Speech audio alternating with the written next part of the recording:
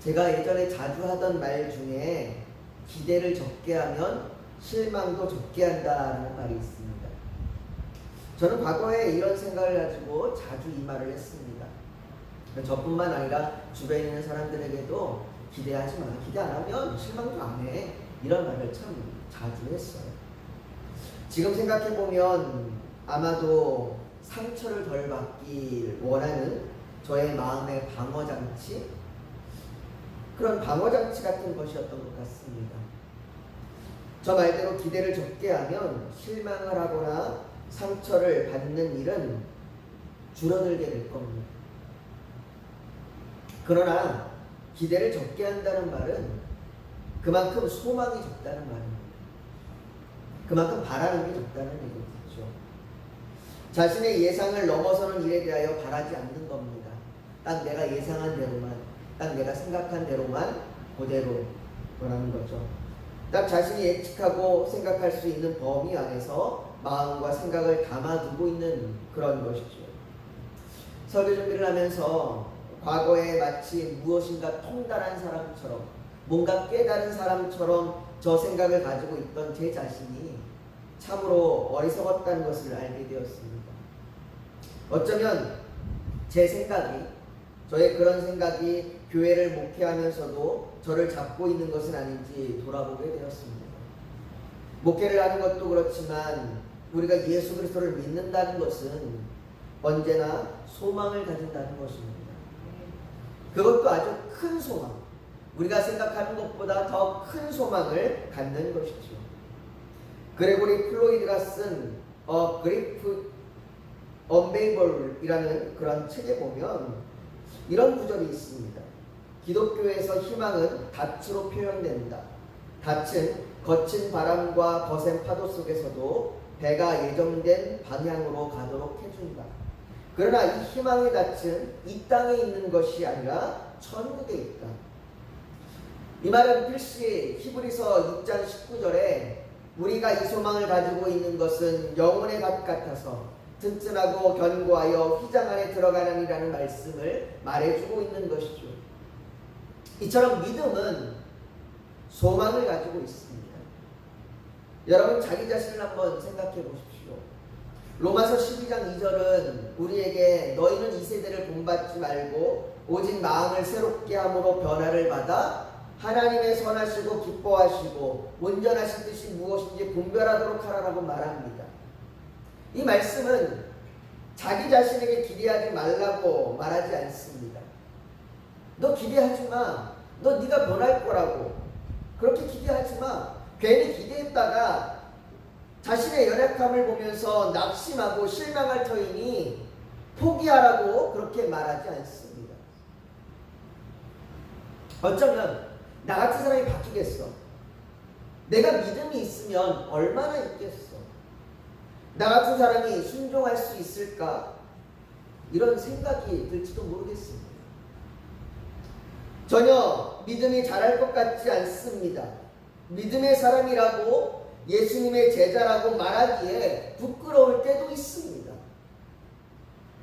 그러나 오히려 로마서 15장 13절은 소망의 하나님이 모든 기쁨과 평강을 믿음 안에서 너희에게 충만하게 하사 성령의 능력으로 소망이 넘치게 하시기를 원하노라 라고 말합니다. 소망의 하나님이 우리에게 성령의 하나님으로 그 능력으로 소망이 넘치도록 하기를 원하시고 계십니다. 하나님은 우리가 소망을 갖기를 원하세요. 우리가 기대하기를 원하십니다. 우리의 믿음이 우리의 힘과 능력으로 되는 것이 아니요 성령의 능력으로 믿어지는 것이듯 소망 역시 성령의 능력으로 소망이 넘치게 되는 것입니다. 작은 세상의 유혹과 어려움에도 쉽게 흔들렸던 우리의 믿음이었지만 때로는 좁은 길을 걸어가면서도 자주 넓은 길을 기웃거리기도 했던 믿음이지만 차츰 인내가 생기고 그 인내가 우리를 연단시키고 이제는 좀 더 단단한 믿음으로 주님을 닮아가는 소망을 가지고 나아가는 것이죠. 사랑하는 성도 여러분, 그렇게 소망을 두고 나아가는 믿음은 순종이 따릅니다. 오늘 본문 21절에 바울은 빌레몬을 향하여 나는 내가 순종할 것을 확신함으로 내게 썼노니 내가 말한 것보다 더 행할 줄을 아노라 라고 말합니다. 여러분, 어떻게 바울은 이런 소망을 가질 수 있을까요? 다시 말해서 이렇게 100% 기대해도 되는 걸까요? 이렇게 100% 기대했다가 안 되면 그로 인해 받는 실망과 상처에 대한 그 걱정은 없었을까요? 여러분, 교회 안에서 순종을 기대했다가 실망하는 경우를 많이 듣잖아요. 그때마다 얼마나 낙심이 되었습니까? 괜히 기대했다가 낙심되고 상처받은 적이 얼마나 많습니까? 그런데 여러분, 그럼에도 불구하고 우리가 서로를 향하여 이런 기대를 가지기를 소망합니다. 특별히 목사인 제가 성도들에게 이런 기대를 가지고 목양을 하도록 기도해 주십시오. 여러분, 오늘 바울은 이 빌레몬을 향해서 자기가 순종한다는 것을 확신합니다. 네가 이 말씀에 순종할 걸 나는 확신한다 라고 이야기해요. 그런데 이 확신이라는 단어는 참 조심히 써야 하는 말입니다. 더군다나 상대의 행동에 대하여 확신한다는 것은 정말 어려운 일입니다. 그런데 부모도 자녀에 대해서 확신하지 못합니다. 남편도 아내에 대해서 확신하지 못해요. 아내가 어떻게 행동할지, 남편이 어떻게 행동할지 우리는 확신할 수 없어요. 그런데 거기다가 한술 덧떠서 그 사람이 해야 하는 행동이 그 당시의 사회 통념상 하지 않을 일이라면 그것을 확신한다는 것은 아주 작은 확률의 기대는 도박과 같은 겁니다. 그런데 지금 바울이 빌레몬을 향하여 그것을 말하고 있는 것입니다. 바울이 지금까지 빌레몬에게 한 부탁이 뭐였습니까? 빌레몬에게 경제적인 손해를 끼치고 도망친 그의 종 오네시모를 돌려보낼 테니까 그에게 화를 내지도 말고 벌을 주지도 말고 그가 끼친 경제적인 피해, 경제적인 손해에 대해서 보상을 요구하지도 말고 그 종 오네시모를 마치 바울을 영접하듯이 친밀함과 사랑으로 영접하여 그를 용서해주고 이해하고 더 나아가서 비록 종의 신분이지만 마치 형제처럼 그를 대하라고 말합니다. 바울은 이 부탁을 하면서 내가 그리스도 안에서 아주 담대하게 내게 마땅한 일로 명할 수도 있지만 도리어 사랑으로서 간구한다 이렇게 말하였습니다. 사랑으로 간구한다고 이야기해요. 또한 14절에는 다만 내 승낙이 없으면 내가 아무것도 하기를 원치 아니하노니 이는 너의 선한 일이 억지같이 되지 아니하고 자유로 되게 하기 위함이다 라고 그렇게 말합니다. 이것이 명령이나 강요가 아니라 오로지 빌레몬 스스로 결정을 선택할 수 있는, 그렇게 네가 선택하라고 말하고 있는 사랑으로서 간구하고 자유로 부탁하고 있는 그런 부탁입니다. 빌레몬이 바울의 부탁을 들어주지 않는다고 해서 그가 사회적으로 비난을 받거나 빌레몬이 매정한 사람이라고 그렇게 불리게 되는 것도 아닙니다. 만일 빌레몬이 바울의 부탁을 거절한다고 하면 우리는 그 빌레몬을 향하여 믿는 사람이 어떻게 그럴 수가 있냐 이렇게 비난할 수 있을까요? 아니, 우리는 그렇게 비난하지 못할 겁니다. 그런데 바울은 빌레몬이 자신의 부탁에 대하여 그렇게 오네시모를 영접하고 용서하고 이해할 것에 대해서 그렇게 빌레몬이 할 그 행동에 대해서 순종할 것을 확신한다고 말합니다. 네가 100% 순종할 거야. 난 그렇게 순종할 것을 확신해 라고 말하고 있는 겁니다. 이 확신은 무엇에 근거한 확신일까요? 왜 바울은 빌레몬의 행동에 대해서 이렇게 100% 순종할 것을 확신하고 있는 걸까요? 이것은 바울과 빌레몬의 친밀함에 근거한 것이 아닙니다.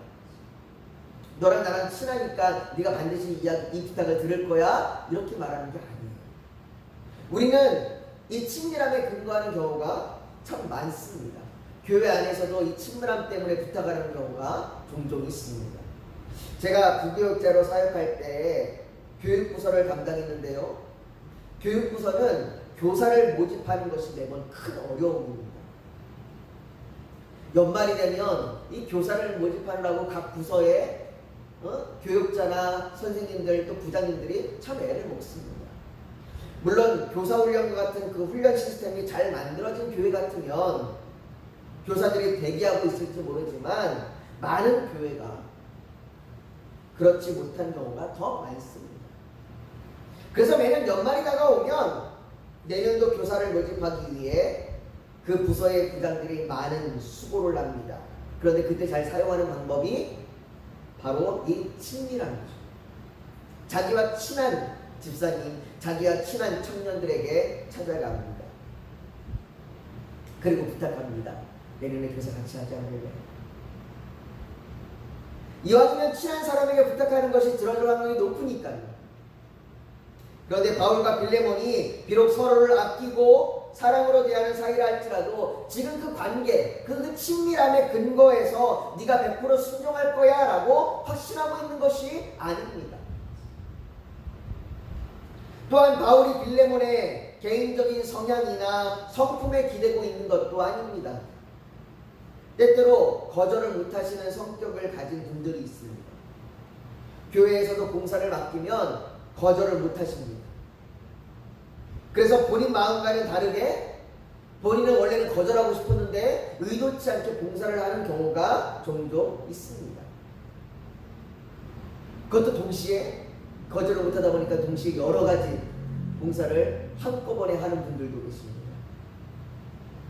또 어떤 분들은 책임감이 강해서 끝까지 자신이 감당해야 된다고, 이건 내가 끝까지 책임져야 된다고 그렇게 생각하는 분들도 계십니다. 그래서 그 성향 때문에 어려운 일이 있어도 놓지 못하고 고민이 있어도 놓지 못하는 분들도 계십니다. 물론 이런 성향이나 개인적인 성향이나 성품이 우리의 믿음의 생활에, 공동체의 생활에 좋은 시너지 효과를 주는 경향이 있는 것은 맞습니다. 그러나 지금 바울의 확신은 빌레몬의 그런 개인적인 성향이나 성품에 근거하여 순종의 확신을 하는 것도 아닙니다. 바울은 친밀함에 기대서, 개인적인 성향이나 성품에 기대서 그렇게 부탁을 하고 있는 것이 아닙니다. 그 부탁 때문에 100% 순종할 거라고 확신하고 있는 것이 아닙니다. 바울이 빌레몬의 순종에 확신하고 있는 이유는 분명한 복음적인 이유 때문입니다. 바울의 서신어들을 보면 바울은 순종이란 단어를 자주 사용하지 않습니다. 바울이 이 순종이라는 단어를 서신서에서 많이 사용하지 않는데요. 그러나 그가 순종이라는 단어를 사용했을 때에는 그 단어는 언제나 복음에 관한 겁니다. 한 예로 로마서 1장 5절을 보면 로마서 1장 5절에 이렇게 이야기합니다. 그로 말미암아 우리가 은혜와 사도의 직분을 받아 그의 이름을 위하여 모든 이방인 중에서 믿어 순종하게 하나니. 이와 같이 바울이 이 순종이라는 단어를 사용할 때는 반드시 믿음에 의한 순종을 얘기합니다. 복음에 의한 순종을 이야기하는 겁니다. 사실 바울이 빌레몬의 순종에 확신하는 이유는 그 믿음으로부터 나올 수 있는 그 믿음의 여러 가지가, 믿음으로부터 나올 수 있는 그 반응이 여러 가지가 아니라 믿음으로부터 나올 수 있는 반응이 이 순종이라고 하는 선택 하나이기 때문입니다.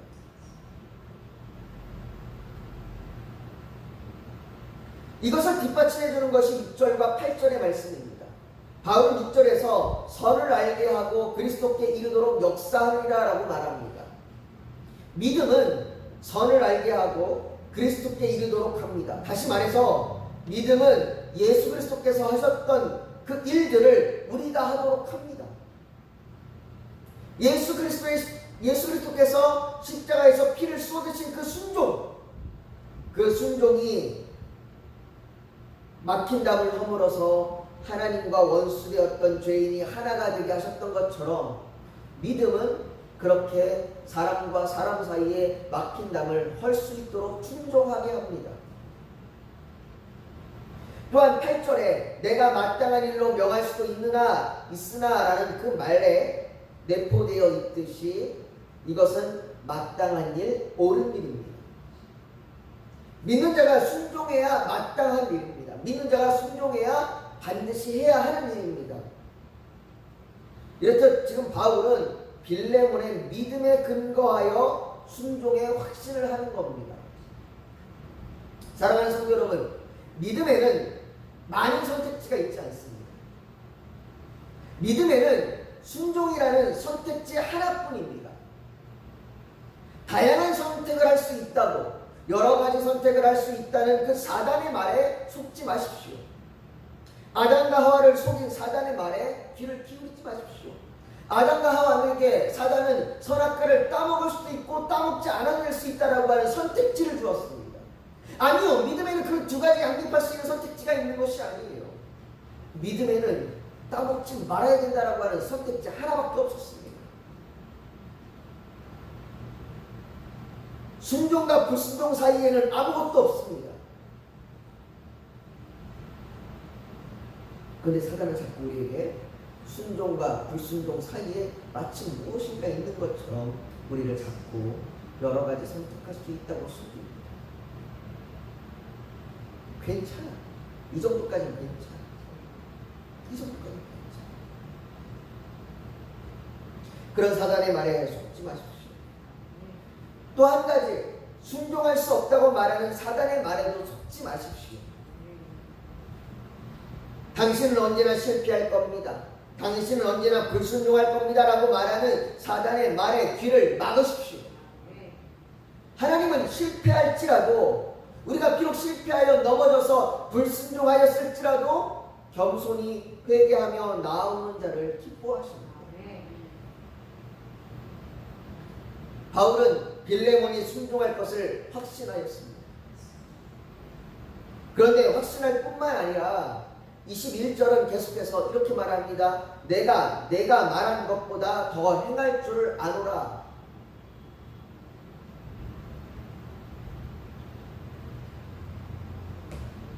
순종하는 것은 확실한 것이요, 그것보다 더 하나님의 사랑을 보여줄 것이다. 여기서 더 행한다는 것, 그것이 무엇인지 구체적으로 성경은 말하지 않습니다. 그러나 우리가 생각해 볼 수 있는 것은 종인 오네시모를 형제로 대하는 것 이상의, 단순히 그렇게 대하는 것뿐만 아니라 정말로 그렇게 만드는 겁니다. 다시 말해서 종인 오네시모를 이제는 자유인으로 만드는 것, 어쩌면 그것이 100% 순종하는 것 그 이상의 더 행할 수 있는 것일 겁니다. 바울은 지금 빌레몬을 향하여 네가 순종할 뿐만 아니라 그를 자유롭게 해줄 거, 너 네가 그렇게까지 할 거라고 나는 믿는다라고 그렇게 확신하고 있는 겁니다. 이렇게 더 행하는 모습, 이렇게 자유인으로 만들어주는 것처럼 더 행하는, 순종보다 더 행하는 그런 모습의 좋은 예가 우리나라에 있습니다. 바로 전라북도 김제에 있는 금산교회의 조덕삼 장로와 이자희 목사의 이야기 말이죠. 제가 이 두 분의 이야기를 설교 시간에 여러 번 예화로 하였습니다. 조덕삼 장로와 이자희 목사는 주인과 종의 관계였습니다. 조덕삼이라고 하는 분이 15살 나이가 더 많은 주인이고 이자익이 어린 종이었습니다. 우리나라는 1894년에 가보개혁이 일어나면서 신문제가 폐지가 되었지만 여전히 실질적으로는 신문제가 유지되고 있었습니다. 그런 이들이 함께 금산교회를 다녔고 교회 장로 선출 당시 종이었던 이자익이 장로로 선출되었습니다. 여러분들 이것이 아무것도 아니라고, 어차피 신문제가 폐지됐으니까, 어차피 교회의 한 형제 자매니까 아무렇지도 않다고 그렇게 여길지도 모르겠지만, 여러분들 이 당시에 이 교회 이 당시 이 교회가 있었던 당시에 서울의 다른 교회는 한 교회 안에 노비와 양반이 같이 예배드릴 수 없다고 해서 예배 가운데 두 그룹이 나누어지기도 했어요. 그래서 심지어 두 개의 교회가 따로 만들어지는 일도 있었습니다. 그런 시대에 그 금산교회에 종이었던 이자익이 장로로 선출된 겁니다. 조덕삼은 이 일에 대해 이렇게 말합니다. 우리 금산교회 교인들은 참으로 훌륭한 일을 해냈습니다. 저희 집에 일하고 있는 이자익 영수는 저보다 신앙의 열의가 대단합니다. 참으로 감사합니다. 나는 하나님의 뜻을 겸허히 받아들여 이자익 장로를 잘 받들고 더욱 교회를 잘 섬기겠습니다. 라고 그렇게 말합니다. 이것이 마치 빌레몬이 오네시모를 용서하고 형제로 여긴 믿음의 순종과 같습니다. 그런데 그 이후 조덕삼은 이자익을 평양신학교로 보냈습니다. 물론 그에 필요한 학비도 모두 지원해 주었습니다. 그뿐만 아니라 이자익이 목사가 되었을 때 조덕삼은 금산교회의 장로로서 이자익을 담임 목사로 청빙했습니다.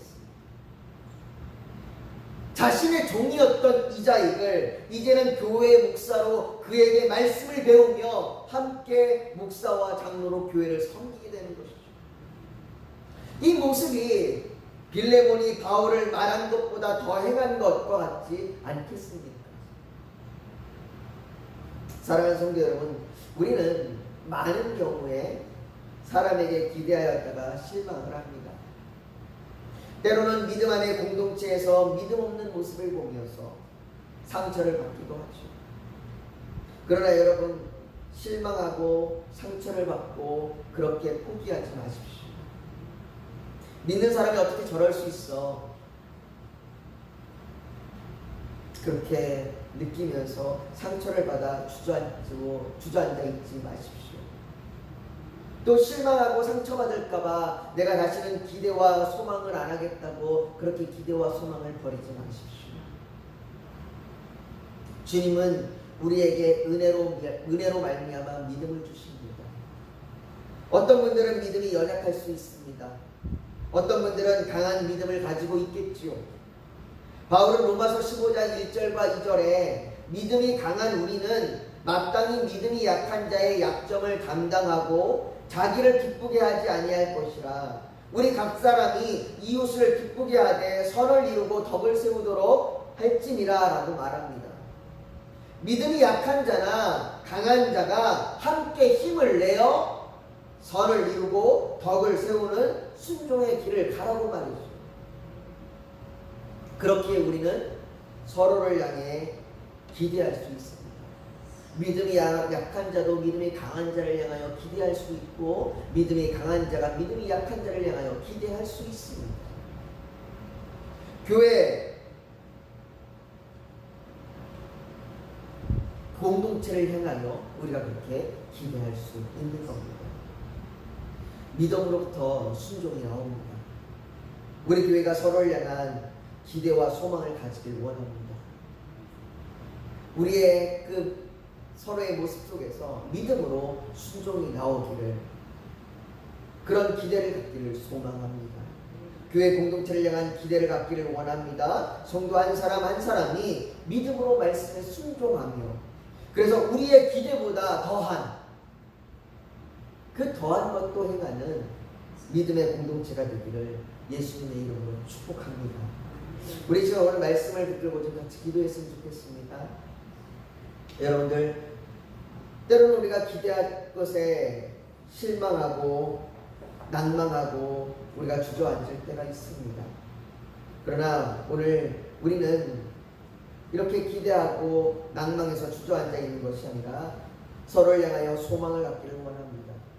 믿음이 적은 자나 믿음이 강한 자나 정말로 그 믿음 안에서 서로 순종하며 한 걸음 한 걸음 더 함께 나아갈 수 있도록, 그래서 그 순종이 우리 안에 굳어지고 이제는 그 순종보다 더한 것도 할 수 있는 그 우리 믿음의 공동체가 되기를 소망하면서 하나님 우리에게 그렇게 믿음과 순종을 주시고 소망으로 나아갈 수 있도록 우리가 서로 결단할 수 있도록 우리를 인도해 달라고 우리 지금 같이 우리 한 목소리로 우리 같이 기도하며 나아가기를 소망합니다. 거룩하신 아버지 하나님, 우리가 믿음으로 순종하며 나아가길 원합니다. 아니 믿음으로 순종하며 나아갈 수 있습니다. 아버지 우리에게 은혜를 더하여 주셔서 우리에게 믿음을 더하여 주시옵시고 순종할 수 있는 힘을 더하여 주시옵소서. 아버지 우리가 그렇게 믿음으로 순종하며 나아가는 공동체가 되기를 간절히 소망합니다. 아버지 우리의 기대와 우리의 소망이 아버지 하나님 무너지지 않게 하여 주시옵소서. 우리는 때로는 아버지 하나님 기대와 소망이 내 뜻대로 내 아버지 원대로 되지 않아서 낙심하고 좌절하기도 합니다. 아버지 하나님 그러나 우리가 낙심하고 좌절하여 주저앉아 있지 않게 하여 주시옵소서. 사단이 아버지 하나님 우리에게 그렇게 아버지 유혹할지라도 우리가 소망을 가지고 나아가게 하여 주시옵소서. 아버지 하나님 우리가 정말 하나의 그 소망을 가지고 함께 나아갈 때에 우리가 정말 아버지 하나님 더한 일도 행할 줄 믿습니다. 아버지 하나님 우리가 이렇게 순종하며 나아가는 믿음의 공동체가 되도록 또 우리가 그런 기대와 소망을 가지고 나아갈 수 있도록 우리 교회 공동체를 주님 더욱더 붙들어 주시옵소서. 우리가 그렇게 나아가겠습니다. 이 시간 결단하는 그 결단 가운데 아버지 하나님 힘을 더하여 주시옵소서. 아버지 하나님 이 시간 교회를 위해서 또 각자의 기도 제목을 놓고 또 성도님들과 선교사님들을 위하여 중보하며 기도하였습니다. 아버지 하나님 우리 기도 가운데 함께하여 주셔서 정말 아버지 교회가 온전히 하나님의 뜻대로 서게 하여 주시옵시고 성도들이 믿음 안에서 든든히 서가게 하여 주시옵시고 선교사님들의 그 사역 가운데 우리 교회가 힘이 되어주고 도움이 되어주게 하여 주시옵소서. 우리 교회가 이 지역을 섬기게 하여 주시옵소서. 아버지 또한 아버지 하나님 각자의 그 말할 수 없는 아버지 하나님 그 기도를 하나님 앞에 올려드렸습니다. 아버지 하나님 그 기도 가운데 하나님의 선하심을 나타내 보여주시고 응답하여 주시옵소서. 아버지 하나님 우리가 드린 그 모든 기도 가운데 아버지 하나님께서 응답해 주실 줄 믿으며 하나님 앞에 모든 기도를 올려드리오니 주님 기뻐 받아 주시옵소서. 하나님 감사합니다. 하나님 찬양합니다. 하나님 영광 받아 주시옵소서. 예수님의 이름으로 기도하옵나이다. 아멘.